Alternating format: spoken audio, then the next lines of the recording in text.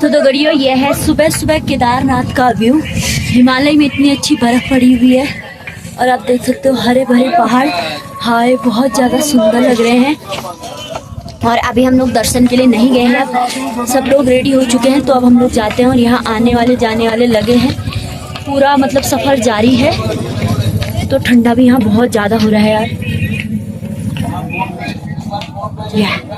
अब लगते हैं हम आरती के लिए। देख सकते हो सुबह सुबह कोहरा इतना भयानक, वहाँ पे बिल्कुल कुछ दिख ही नहीं रहा, एकदम से सब बंद हो जा रहा है। जैसे आसमान सफेद दिखता है वैसी सफेद चादर कोहरे की। वह और यात्रियाँ आते जा रहे हैं, जाते जा रहे हैं, जारी है। तो दगड़िया, हम लोग जाने लग गए हैं केदारनाथ के मंदिर की तरफ और अब लेंगे हम आरती। केदारनाथ का नज़ारा दिखाएंगे दीदी। हाय। दक्ष, मम्मी और दद्दा, कमल दद्दा, और ये आ रहे हैं पीछे से। हम लोग लगे हैं और बहुत ज़्यादा ठंडा हो रहा है, बहुत ही ज़्यादा। अब देखते हैं केदारनाथ में कितना ठंडा है। हालांकि हमने ये स्वेटर वेटर सब कुछ पहन रखे, इनर विनर सब। अब देखो दगड़ियों, जितना जितना हम केदारनाथ के पास आते जा रहे हैं, उतने उतने पहाड़ियाँ बहुत सुंदर लग रही हैं। और केदारनाथ मंदिर वो दगड़ियों दूर केदारनाथ भी दिख रहा है। दगड़ियों, आप देख सकते हो केदारनाथ के मंदिर की छत दिख रही है, छत। क्योंकि मैं छोटी हूँ ना, तो पूरा अभी दिख नहीं पा रहा। अभी मैं आपको पास जाके दिखाती हूँ। बहुत सुंदर लग रहा है यार, बहुत ही प्यारा। ये यात्री आ भी रहे हैं, जा भी रहे हैं। और देखो हरे भरे पहाड़, हाय, बहुत ही ज़्यादा मस्त है। और मतलब जैसे बर्फ़ पड़ी है ना, बर्फ़ है तो उतनी ज़्यादा ठंड नहीं हो रही है, पर उतनी नहीं हो रही है जितना हमने सोचा था कि एक जैकेट के अंदर दूसरी पहनेंगे। ऐसा नहीं हो रहा है, पर बहुत ज़्यादा अच्छा लग रहा है जितना जितना हम केदारनाथ के पास जाते जा रहे हैं। तो ये देखो, अभी दिखाती हूँ मैं आपको पूरा नज़ारा। ये देखो दगड़ियों, इधर को आते जा रहे हैं कोहरा, कितना अच्छा लग रहा है पहाड़ियों को। और पूरी चादर ढक रही है, जैसे बर्फ़ से वहाँ पहाड़ ढक रखे हैं, वैसे ही यहाँ कोहरा ढक रहा है पहाड़ों को। वो देखो हरे हरे पहाड़ सब ढक रहे हैं। और ये हम मंदिर के बहुत ज़्यादा करीब हैं, मंदिर के बहुत ज़्यादा करीब हैं, बहुत ज़्यादा करीब। ये हैं पतिदेव जी। और वो देखो वहाँ से भी आ रहा है, चारों ओर से कोहरा फैलता जा रहा है और बहुत सुंदर लग रहा है यार, बहुत ज़्यादा प्यारा। और अब कोहरे ने सब पहाड़, सारे टेंट, सब कुछ ढक दिए हैं, कुछ भी नहीं दिख रहा अभी तक का। हमें मंदिर दिख रहा था। और ये डॉगी पैदल यात्रा करके आया है और लोग डोलियों में आ रहे हैं, घोड़े में आ रहे हैं। जानवर तक पैदल यात्रा कर दे रहे हैं, इंसान नहीं कर पा रहे हैं। ये देखो सब कुछ ढक चुका है चादर। ये कोहरे ने अपने बस में सब कुछ कर लिया है। आ रहे हैं केदारनाथ के दर्शन के लिए, लगे हैं। ठंडा हो रहा है बिल्कुल, टोपियों से हाथ। हमारे पतिदेव को साथ के दिखा दें। ये है दद्दा, वो उनको तो जानते हैं, मेरे पतिदेव हैं। तो कैसा लग रहा है आप लोग को? कैसा लग रहा है आपको? नींद नहीं है।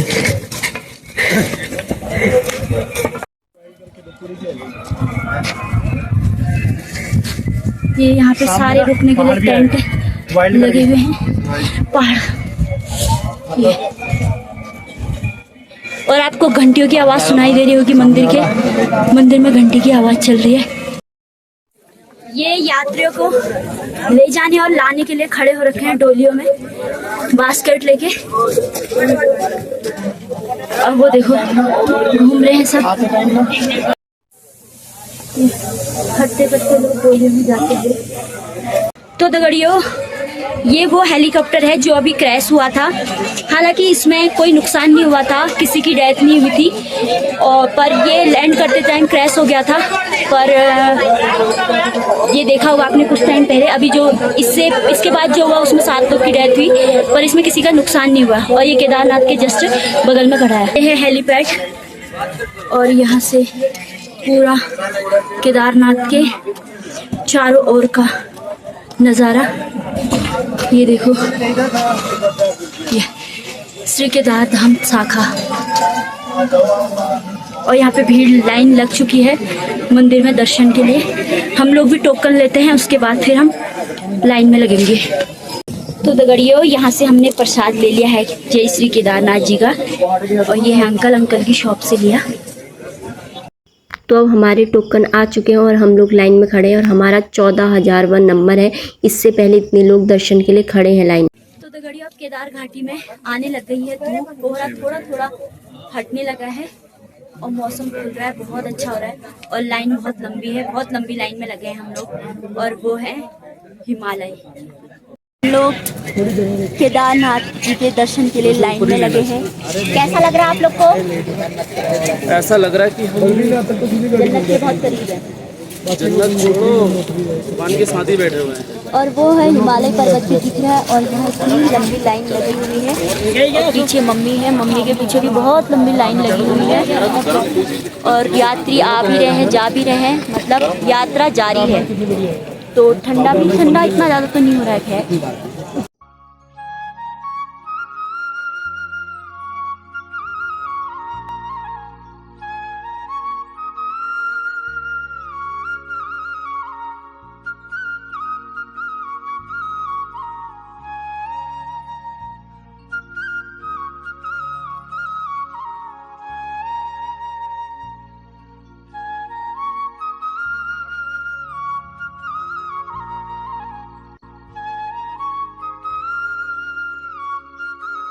तो दगड़ियों, आप देख सकते हो लाइन में लगे लगे हमारे साथी थक चुके हैं।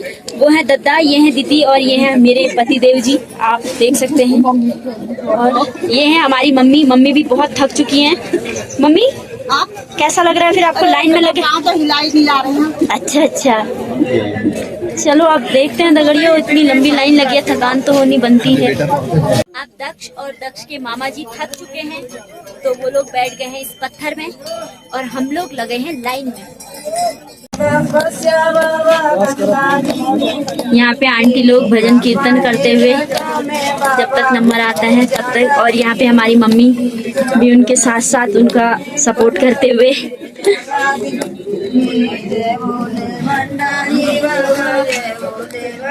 और ये हम पहाड़ की वादियों में हिमालय की, जो दूर दूर से कहते हैं ना कि वो देखो हिमालय दिख रहा है, और आज हम हिमालय के बहुत करीब हैं। समोसा, और ये समोसा, एक समोसा 50 रुपए का है। यहाँ पे इतनी ज्यादा महंगाई, और क्योंकि यार नीचे से ढोके वो लोग लेते हैं, लाते हैं, तो उन लोग को भी किराया लगता है इतना। और पानी की बोतल 100 रुपए की है, 100, जो 20 रुपए में हमारे हल्द्वानी में मिलती है। सारी जिंदगी सजी रे, लगी मेरी तेरे संग, लगी ओ मेरे शंकरा, लगी मेरी तेरे संग, लगी ओ मेरे शंकरा, लगी मेरी प्रीत तेरे संग, मेरे शंकरा, लगी मेरी तेरे संग, मेरे शंकर। जय श्री केदारनाथ। पिछाड़ी का मुंह में हाय जवानी फूटा, हाय जवानी फूटा, छाजरे का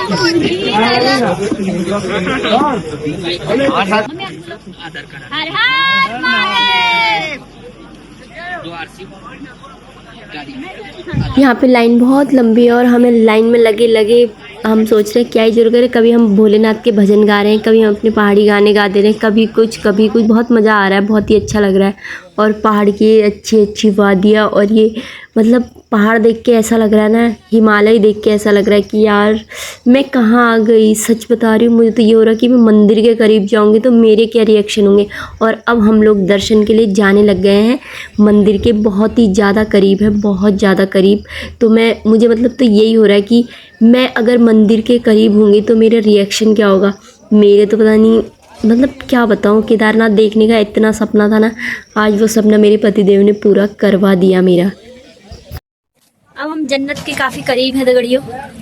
वो आप देख सकते हो केदारनाथ की सर की चोटी दिख रही है, और उनके यहाँ से ध्वजा जो फैल रही है वो दिख रहा है दगड़ियों। हाय, हमेशा वीडियो में देखा था, सच में यार जन्नत है ये, जन्नत जन्नत जन्नत जन्नत। हम जन्नत के इतने करीब हैं, वाओ, हम जन्नत के इतने करीब हैं, हम जन्नत के इतने करीब हैं, हम जन्नत के इतने करीब हैं।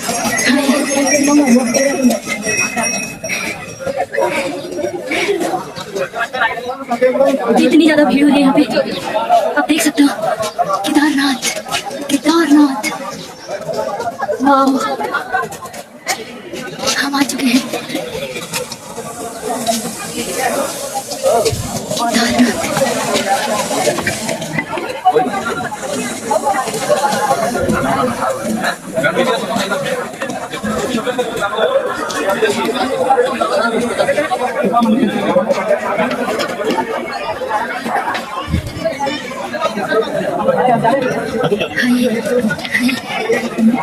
सच में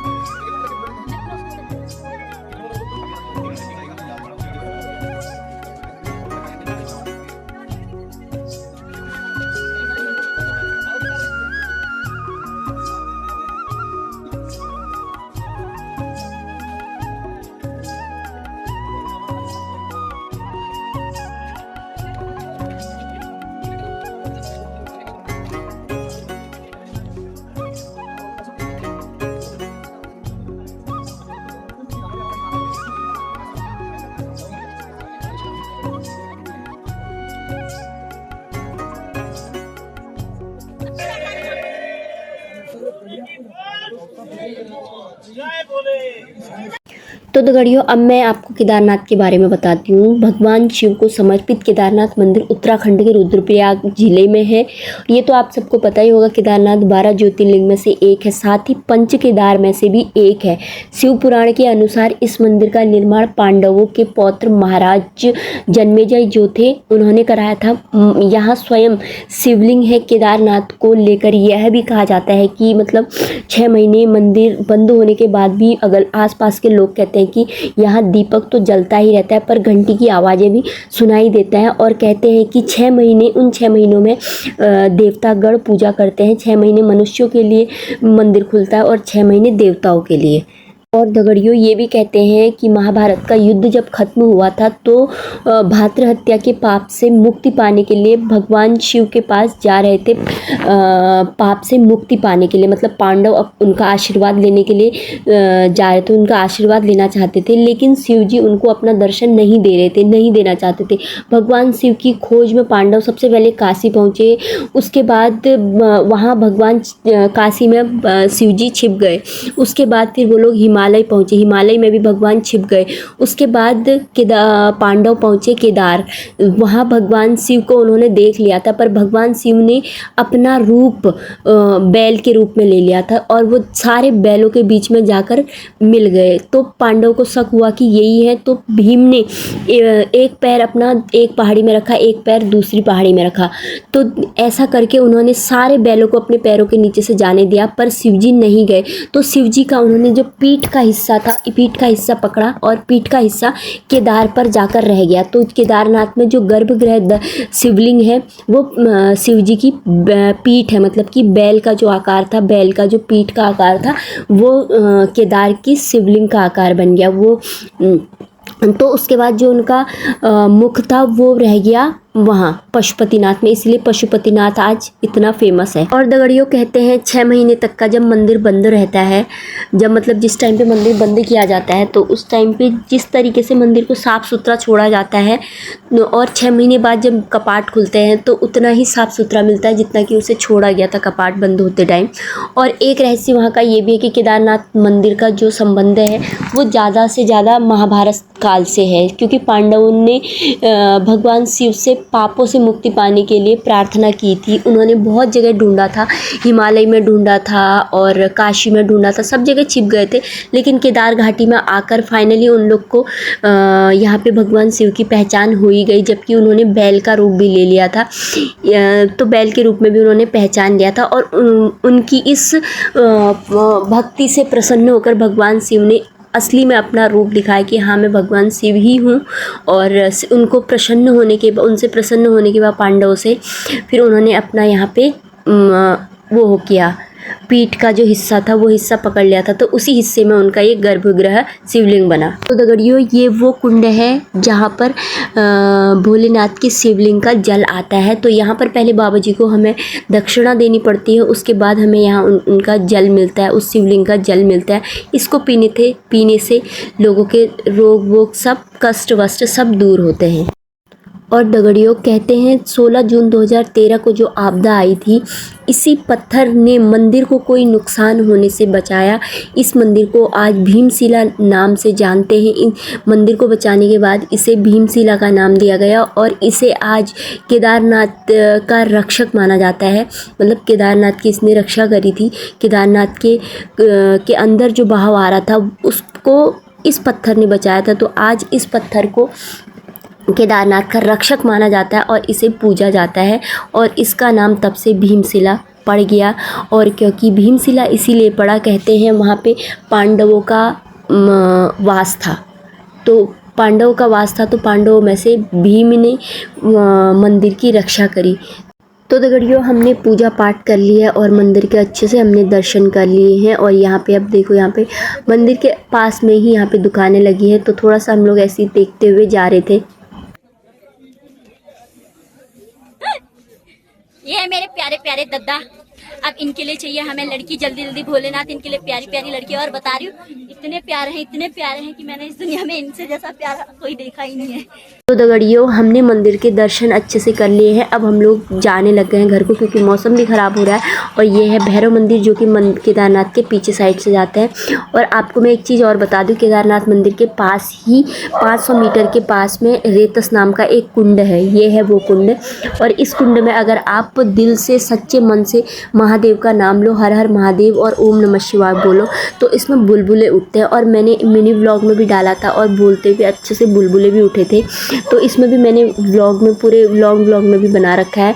और सच बोल रही हूँ, मुझे इतना सुकून हुआ ना केदारनाथ के दर्शन करने के बाद, जब मैंने यहाँ पे हर हर महादेव बहुत तेज बोला और बहुत सारे लोग थे और उसमें इतने बड़े बड़े बुलबुल उठे। मैं सच बता रही हूँ, मेरे तो आंसू आ गए थे यार, इतना अच्छा लगा ना मुझे बहुत ज़्यादा। और सच बता रही हूँ, मंदिर के दर्शन करने के बाद तो मेरा मन मतलब इतना खुश हो गया। मैं ऐसा लग रहा था कि मैं कहाँ जो आ गई हूँ।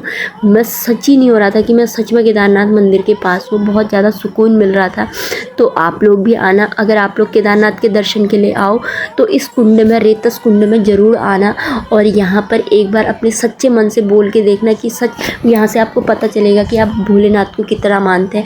आपके मन में सच में आप सच्चे मन से बोलते हैं या खाली आप बोलते हैं। तो अगर आप यहाँ पे ओम नमः शिवाय हर हर महादेव बोलेंगे तो यहाँ पे बुलबुलें उठेंगी। ज़रूर आना यहाँ पर। तो दगड़ियों हम लोग दर्शन करके आ गए हैं और अभी भी इतनी भयानक लाइन है और अभी बज रहे हैं 12:30 1 हो रहा है। मंदिर 12 बजे से 2 बजे के बीच में भोलेनाथ का श्रृंगार होता है, तो उस टाइम पे कपाट बंद कर दिए जाते हैं। अब सीधे खुलेंगे 3 या 4 बजे और इनके नंबर तो पता नहीं कब आएंगे यार। अब मौसम भी बहुत ज़्यादा ख़राब होने लग गया, हल्की हल्की बूंदाबांदी भी होने लग गई है। तो अब हम लोग जाते हैं कमरे में, वहाँ पे खाना ना खा के फिर हम लोग निकलेंगे, अपने अपने घरों को प्रस्थान करेंगे, केदार घाटी को बाय बाय बोलेंगे। तो देखो इतनी भयानक लाइन लगी हुई है यार, बाप रे। उत्तराखंड से। उत्तराखंड कहाँ? हल्द्वानी से। नैनीताल डिस्ट्रिक्ट हल्द्वानी की। हाँ, तो दगड़ियों मैं यहाँ केदारनाथ जी के दर्शन के लिए आई थी और मुझे ना हमारी हल्द्वानी के ही 2 दीदियाँ मिली और मैंने पहचाना कैसे, क्योंकि इन्होंने भी पिछौड़ा ओढ़ा था हमारा, जो कि हमारी संस्कृति पिछौड़ा है जो हमारे हर कार्यक्रम में पहना जाता है। तो मैंने सोचा क्यों ना मैं केदारनाथ जी के दर्शन के लिए जा रही हूँ तो मुझे ये ओढ़ना चाहिए, क्योंकि हमारी हर प्रोग्राम में, हर हमारी अच्छी चीज़ों में इस चीज़ को ओढ़ा जाता है। तो एक बार महादेव, हर हर महादेव। थैंक यू, बहुत अच्छा लगा आप लोग से मिलके।